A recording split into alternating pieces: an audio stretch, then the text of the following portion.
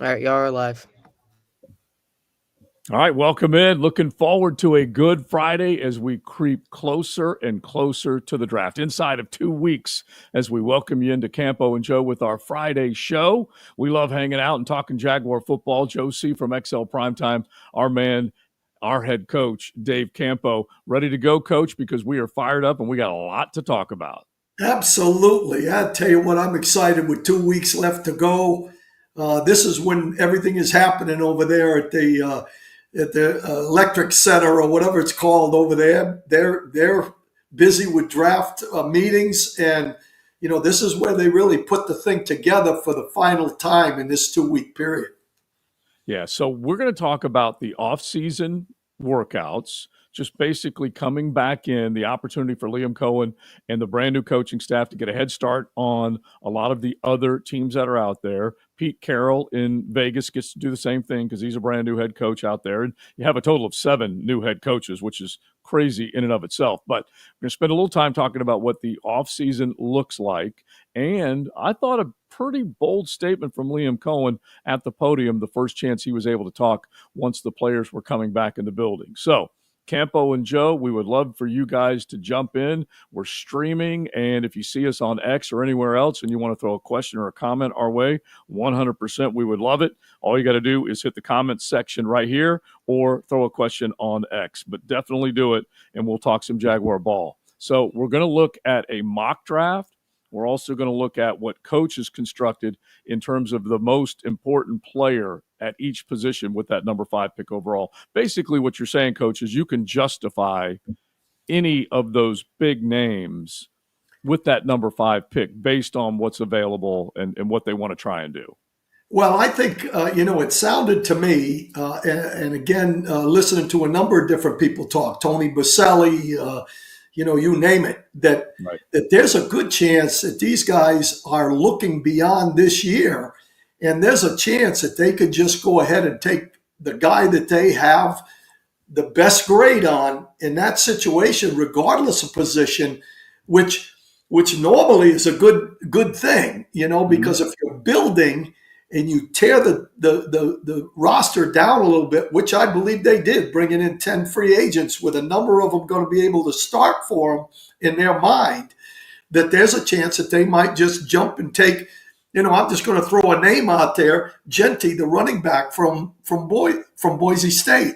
Right. I'm not sure that that would excite me or the fans from the standpoint that, it's not the necessarily the most glaring need, but it is a strategy that we don't know exactly what will happen.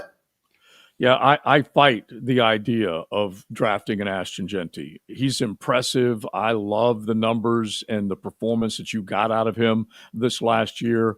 He was basically a one-man wrecking crew in the rush game for Boise State. He lifted them into that college football playoff, and some of the crazy stats, yards after contact, was actually more than just a ton of other guys in college football this past year. But that's where I stop, coach. Let me keep looking at his highlight reel from Boise State. I don't want Ashton Genty in a Jaguar uniform right now because I want this football team to fix the line. I think they've got a couple of capable guys. Like you said, I feel like this team needs to be looking at the immediate success in 2025, but then also looking long term. I don't want to reach for a guy when you have ETN at least for one more year and Tank Bigsby for a couple more years. Well, I agree with you 100%. I think that there's a lot of needs on the ball club, but two things. Number one, I just used Inty as an example, but that's not reaching for a guy. That's taking Mm-hmm. a guy that might be a special cat. On Mm-hmm. the other end of the equation is that need comes into specialness. It's Mm-hmm. not just what you see on film. When you put that board together, there's no question that need slips in there. And when you rank them, sometimes a guy is ranked ahead of another guy because of that need. They have the same grade. So I'm agreeing with you. I think that there are areas that they could really improve the football team, Yeah. and that may be the way they go as well. All right, now we already have Alex chiming in as a Boise State Bronco, proud blue, saying, preach, Campo, preach, and a lot of emojis around Ashton Genty. And I get it because, like I said, that highlight reel was uber impressive. And if you anybody who gets Ashton Genty on their football team is going to improve their football team. I will 100% agree with you and with Alex. Any of the people out there that are saying, hey, don't be fooled, get this guy, put him on your football team. He will make you miss him if you don't get him. But the other part of it is, Coach, is the Saquon effect from last year, the copycat league that we all have come to know, the NFL. People are looking to see if they can do the same thing that Philadelphia did. But there's no getting away from the fact that Philadelphia had an unbelievable offensive line. The Right. addition of Mekhi Becton on top of the other guys that they have, the Landon Dickersons, Cam Jurgens stepping up and replacing Jason Kelsey, that was a badass offensive line that he was running behind. Yeah, and you know that I believe that you build through the front. I mean, there's no question on both sides of the football. You know, we talk about it all the time. Protect the quarterback, run the football, take the pressure off the quarterback a little bit, or rush the quarterback, make him uncomfortable. You got a pretty good chance to win. And being a defensive backfield coach, obviously I like the defensive line because, you know, the DBs are only as good as the pass rush, you know, as a unit. There are some guys that might do a great job of locking a guy down, like a Deion Sanders or somebody like that. But the majority of the good DBs are enhanced by what happens up front. So, you know, again, I agree that that's an area we should be looking at, and that's probably the direction that we're going to go. All right, so if we do see Ashton Genty around that number 5 spot, and there are a couple of other guys there as well, it's going to become a very tough decision for this football team to make. And there have been a few, the analysts, the people who look at the metrics of the importance of each position, they argue whether or not the running back would be the most important position. Where do you value the other positions, Coach? When we take a look at that 5th pick overall, you can throw tight end into this conversation, running back, offense, defensive line, kind of rate the positions themselves with that 5th pick. Well, first of all, I would say, you know, the 2 positions that stick out to me, if you can get a great offensive tackle, that's a quality pick. And especially one, you know, there have been some guys that, because they had tackles on their team, when there was a guy that you felt was a no question guy, if you take him, especially if he has the ability to play guard the first year and then move out, you know, and sometimes it goes in the opposite direction. Larry Allen for the Cowboys, you know, he started out as an offensive tackle and then they moved him into guard, and he's probably the best offensive guard in history. So, you know, I would say that position is extremely important. The other position that I think is extremely important is, as we said, a pass rusher. We have 2 outside rushers that are pretty good, in my opinion. I don't think either one of them have made them special at this point, other than Josh Hines Allen had 1 year that you would say 17 sacks is pretty special. But if you get an interior lineman like an Aaron Donald or a Jones that can move around and do things, Carter, if you got one of those guys, that becomes a premium position. And then the third one that I look at is somebody that scores points, you know, and that could be a cornerback. That could be a guy that gets his hands on the ball all the time, you know, puts balls in the end zone, but it's usually a wide receiver that has an opportunity to make some things happen. So I would look at those positions, and we have a hole at wide receiver. Okay, we don't have a guy opposite Thomas that you would say, hey, this guy, you know, really enhances the whole operation. They brought in Diami Brown to try to do that on a 1 year. Prove it. We hope that's the case. So when I look at it, I'm looking at that front. I think it's going to be a D lineman or an offensive lineman. So NFL.com, and I'm at least going to rattle off a few guys that have thrown out their mocks over the last handful of days. And it's ever changing. We know that. It's draft season. You got to constantly come up, manufacture a different angle or opinion. But NFL.com lists the needs for the Jags: defensive line, cornerback, safety, offensive line, wide receiver. You take a look at some of the mock drafts that have been put out there. Chad Reuter, ESPN, he says Mason Graham. Lance Zierlein from NFL also said, Chad Reuter is also NFL.com. Lance Zierlein also said Mason Graham. Eric Edholm, who has been a draft guy for a long time. We have him on quite often on XL Primetime. He went with tight end Tyler Warren. Charles Davis went with Armand Mimbo at the end of last month. That was when his mock came out. And then Bucky Brooks also has Mason Graham. So Mason Graham is the most popular pick. Daniel Jeremiah, about a month ago, mocked Jalen Walker to the Jacksonville Jaguars. You go down the line with a handful of other guys that have made some of the selections. Travis Hunter, in some crazy scenario, sneaks in. But now it's looking more and more like Travis Hunter is an absolute in the top three, most likely in the Cleveland number 2 draft position. And so now you are left with looking at either big men or taking a chance on a tight end or a running back. Yeah, again, I agree with those things. I think Mason Graham. I like Mason Graham a lot. I would be excited if we took Mason Graham, because I think he has the traits that they're looking for. He's a relentless. Get after the ball. He's an ex-wrestler. He uses his hands. He can get even better at pass rush because he has the hand quickness and punch to be able to use moves that will make him a good pass rusher. And he's very good against the run. He's a guy that maybe size-wise is not that John Henderson type of a guy, but he is a guy that can split a double team because he's so quick off the ball and uses his hands. Mm-hmm. So all of those things are, I like him a lot. I think he would be a great pick for us. On the other side of the ball, any of those top tackles that might be a guard, and Mimbo's one of those guys. I like Campbell, the kid from LSU. Mm-hmm. He's probably a tackle because of his height and that type of thing. But Mimbo is a guy that could be a guard tackle combination guy. So I think the guys they're talking about, and then Warren, it looks, we can put a value on the positions, Joe, right? But we can't put a value on how they've graded guys and where do they sit on that board. And a guy like Warren, there's no question that he can put points on the board.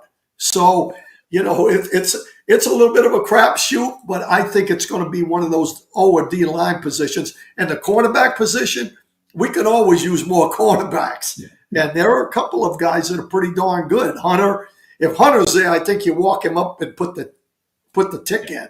Yeah. But on the other side of the ball, a guy like Johnson from Michigan is a really good corner. So it's going to be a little bit of an interesting draft at 5. Yeah, it's funny. There are 3 really, really strong candidates for Michigan that this team's got to be looking at. Jay Baby just put one up there from our chat referring to Kenneth Grant, saying Grant is better than Mason Graham. And then you bring Will Johnson into the conversation. He probably will go top half of the first round. Unless someone puts a medical out on him that sends him down the board. But a lot of people are mocking him anywhere from 5 to 15, maybe even 5 to 10.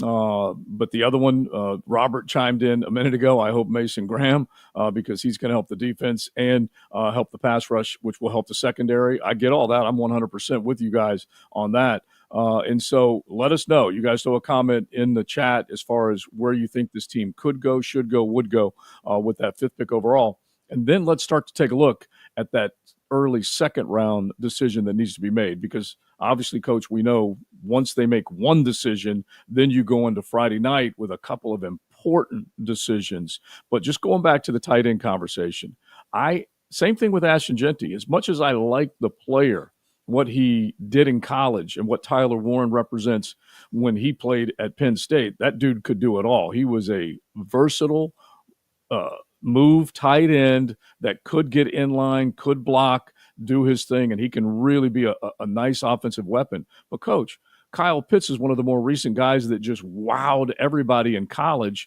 and they haven't been able to unhinge him as a tight end in Atlanta the way they envisioned it. And that was a top 5 pick. Don't do it, man. That's what I'm saying. Don't do it. Right. Yeah. I'm pretty confident that it's going to be a big man at that first pick, whether it's on offense or defense, that fifth round, unless they move. If they feel like they could get, listen, I can't see them moving a lot because, they really have 6 picks in the top 126. I don't know that you can do much better than that. And they've got 7 in the top 150. So they ought to be able to get some players out of that, unless there's somebody they really covet that they feel they can get, a little bit later and pick up another pick and maybe move back into the round to get 2 guys. It's going to be interesting to see that as well. All right, now mocks are made for the imaginary world, okay? And I was lucky with one of the draft simulators, NFL Draft Simulator. I think it's a fun website to go to, and you can at least jump in the draft. You could do it live, and I just basically reject most of the trades because I just want to go down the line and just kind of see. Anyway, lucky enough to get Travis Hunter at that 5th pick overall. We all know that that's kind of pie in the sky, but I did get him, and then I got Gray Zabel 36th. He also fell out of the first round. A lot of people are mocking and projecting him to be a first-round draft pick. There's plenty in the chat that want to see them go with an interior offensive lineman. And there's no question if they can do that with that 2nd-round pick, it makes a heck of a lot of sense to me. And then after that, Coach, I went with Mason Taylor with the 70th pick overall. Go into that tight end position. They've got Brenton Strange plugged in right now and some blocking tight ends on the other side with the guys that they brought in, Monton and Long. But Mason Taylor, the 70th pick overall, I wouldn't mind that at all if they end Friday night with a couple of key picks. 70 and 88 is where they're selecting. I had Braden Swinson as another guy that I brought in off the edge, and he comes from LSU. I'm still a little scared that I'm going to Baton Rouge too often for draft prospects. Well, I think, my feeling down in there, and again, those are all really speculations because you don't know what's going to be available down in that range. But right, and again, if you study, you got an idea who's going to, a pile of people that might be there. My feeling is if they take a D lineman with the first pick, I believe they're either going to go a receiver, which might be Egbuka, might slip down in there. And that would be a tremendous 2nd pick, in my opinion. And Zabel would be a tremendous because now you've got the 2 big guys that you're looking for. So I agree with you on Zabel. I like Booker in that spot. And the other thing that you're going to find a decent player there is a safety or a corner, but I think they're going to wait on that. I think they're going to, even though there's a need there, a guy like Watts, for example, from Notre Dame, will be there with the 2nd pick. Probably the only safety that will be there that you really get excited about, in my opinion. So, again, I like those picks. I feel like Egbuka as an example, I like that idea because of what you're saying. His route running, his catch radius, his ability to get open, he does a lot of really good things. And Ohio State has turned out so many good wide receivers. We definitely know that. If they do that, Coach, have they completely given up on Gabe Davis? That was an expensive contract that Trent Baalke signed him to. He wasn't completely healthy. When he was healthy, he didn't make enough plays. But we're talking about the pride of Fernandina, the pride of UCF. He's got to come back, and at the very least, with this 1 year, he's got to be productive for this football team. Yeah, there's no question, and really, I was relatively high on Gabe Davis when he came in. I don't think he, whether it was injury or whether it was, I don't know what it was, but he certainly did not live up to his billing coming from Buffalo. He, obviously, when he was at Buffalo, he was a decent number 2 receiver, but it was more down the field. It wasn't a consistent catching, that type of thing. And I think they need somebody that they can say, okay, if we throw the ball over that way, we're really, we're going to stick with a guy that can make some plays. And they've gotten Thomas, a guy that can go deep. Diami Brown can go deep. I think it's going to be a receiver that is a guaranteed catch guy. And, I like Egbuka. I think he's a good one. But again, I think receiver, I'm kind of with you. I'd like to see him take a defensive lineman or an offensive lineman with the first pick, and then a defensive lineman or an offensive lineman with the second pick based on what you did. So I like the Zabel pick with that second round. And then the third round, now you got some receivers and corners that have a chance to help you. Yeah. And they got Jarian Jones in the third round last year. They're looking at him as a potential starter opposite Tyson Campbell. They did spend a lot of money going and getting Jordan Lewis. They tried to fix the back end by bringing Murray in. I still think safety is a big concern. I'm not going to reach and go get – I would love to get Nick Emenwari. We talked about him earlier this week, Coach, on our Tuesday podcast. But that's the thing, is you should, as you mentioned, the number of picks that they have between 3 in the first 88 – is that right? No, 3 in the first 70, 4 in the first 88. That if they can make sure that they come out of Friday night with 4 players that you think are going to be plug and play guys or immediate contributors, then you've done your work. But there's no doubt about it that do we leave Friday night without the cornerback being addressed? Because I think they need to make sure that cornerback position is addressed opposite Tyson Campbell. Yeah, I agree.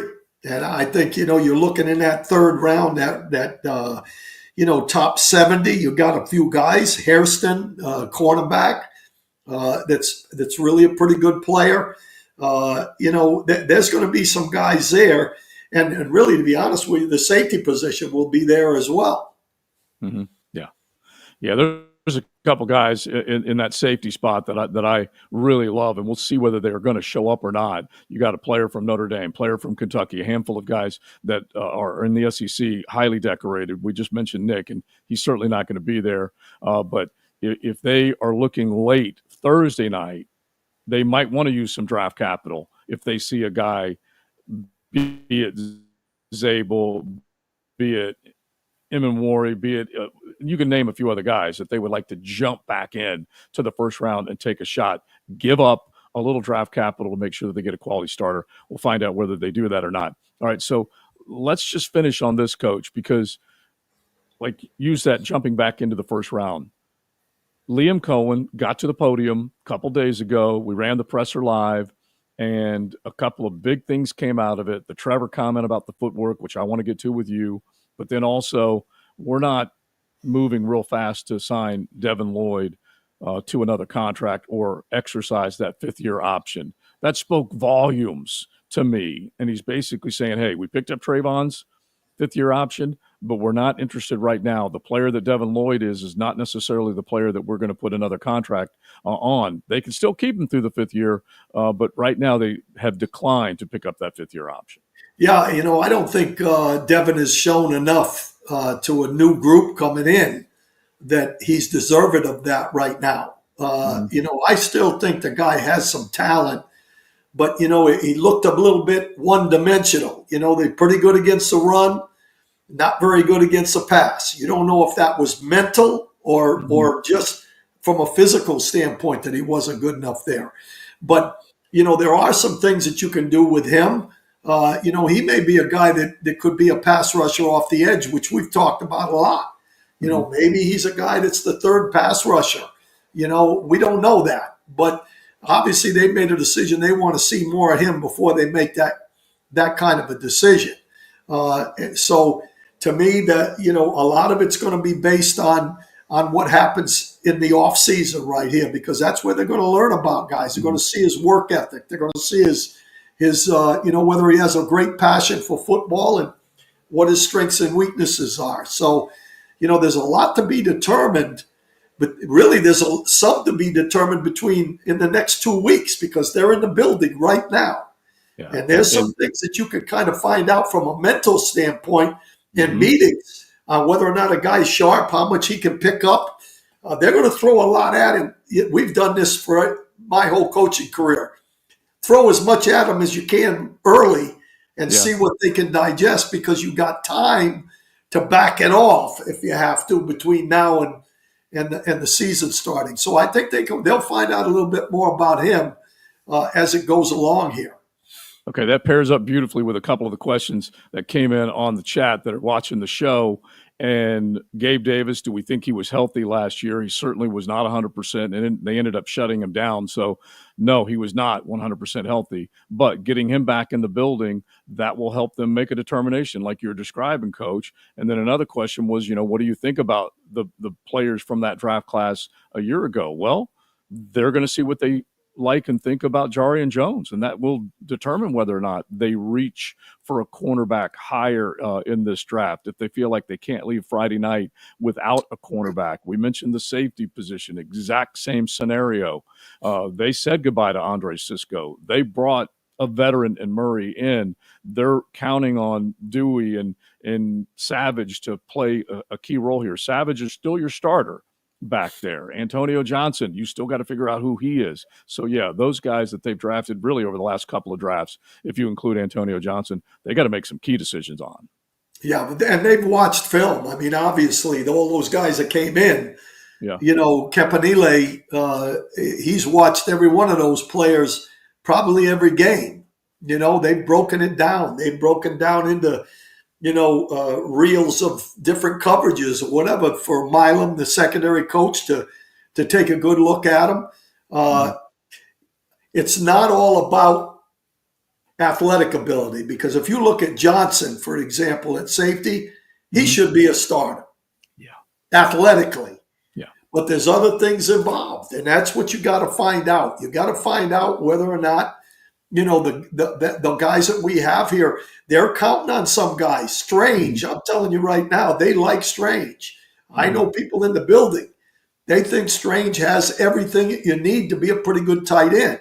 Yeah. So, when you look at guys like that, it's really what they do between now and training camp. But they will have to make some decisions based on their grades on whether or not they bring in another tight end or another corner or all of those things. But they're trying to find some things out right now about guys that are in the building, for sure. And Jarian Jones is one of those guys. I like Jarian Jones because he's got their traits. He's got the intangible, the rich intangibles. He has them. Now, whether or not he's good enough to move outside, because I guarantee you Lewis is going to be the starting nickel. Yes. The guy they brought in, that's another guy that, I think he's a key position acquisition. So they've got to still look at guys and kind of see where they're at. Yeah, they went out and got, you would consider, he is a starter, as you just said, Jordan Lewis. Murray is a potential starter, and you'd have to assume he is right now. Go to the other side, like we said. They drafted capable linemen. One of them is an absolute starter.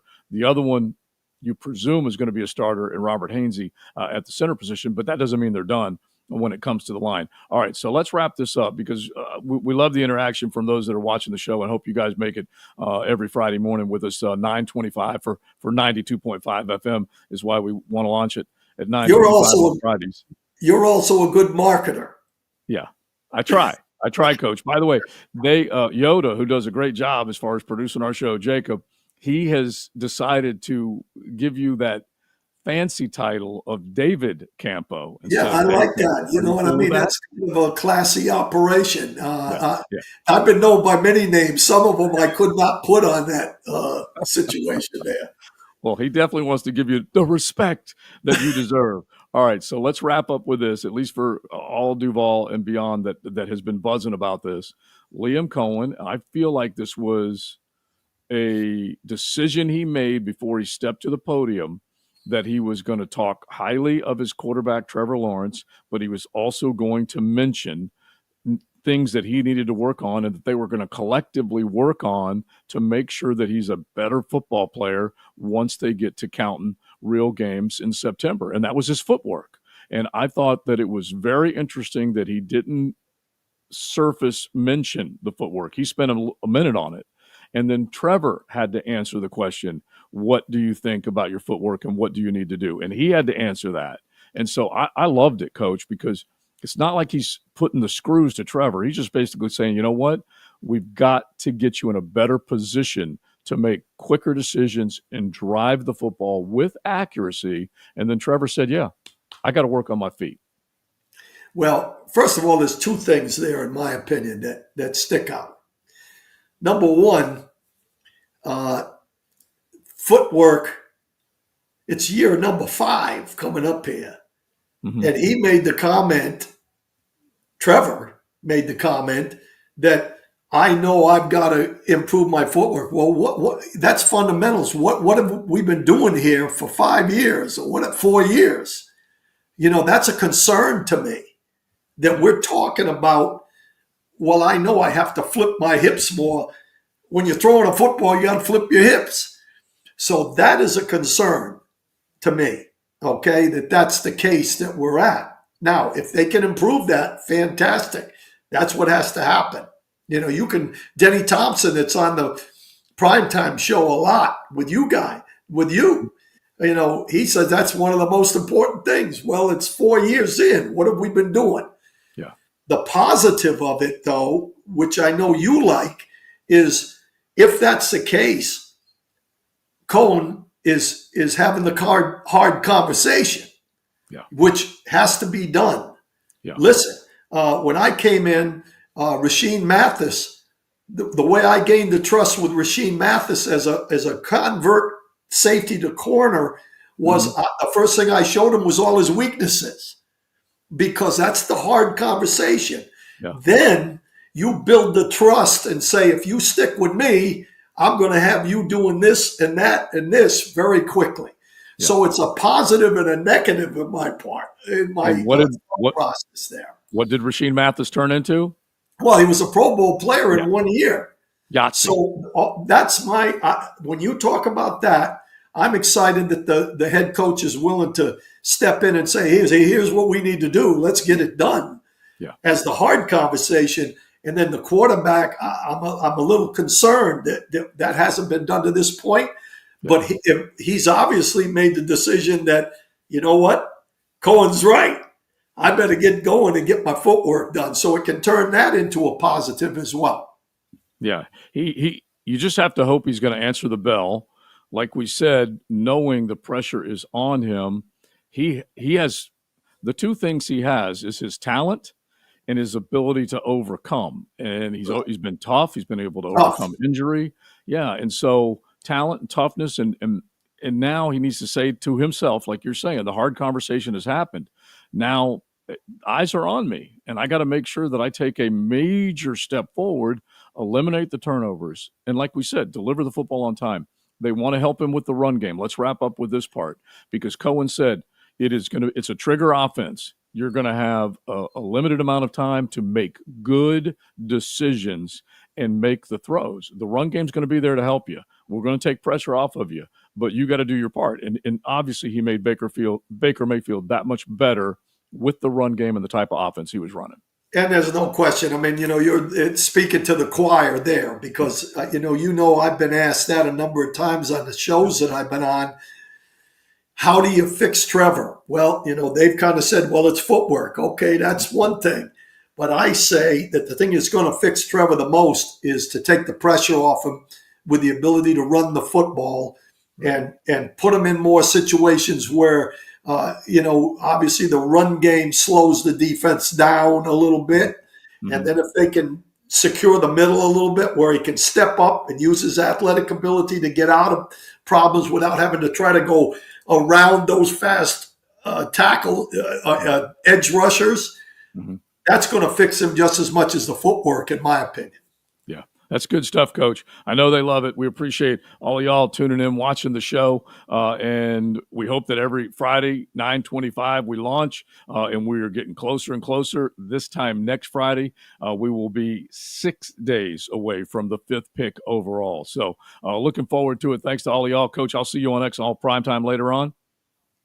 Yeah, absolutely. And guys, send those questions in. I really would love to get more questions to where we can kind of banter them around. So I'm looking forward to it going forward. All right, sounds good. We will see you on XL Primetime, 2 o'clock this afternoon, 2 to 4 for all of us. Looking forward to that conversation. Jacob, good job as always. Duke comes back from San Antonio and makes us look good on our Friday show. We appreciate all of y'all. We'll talk to you on Tuesday with our Campo and Joe podcast.